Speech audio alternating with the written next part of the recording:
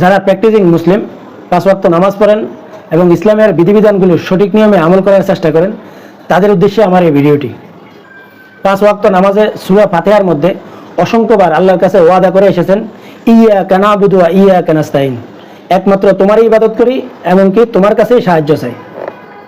আবার একই লোককে বলতে শুনি যে পীর সাহেবরা এবং বিভিন্ন বুজুর্গরা আমাদেরকে সাহায্য করতে পারেন, এমনকি অনেককে এই পীর সাহেব এবং বুজুর্গদের কাছে সাহায্যের হাত পাতেন এবং তাদের কাছে সাহায্য চান মুনাজাতে।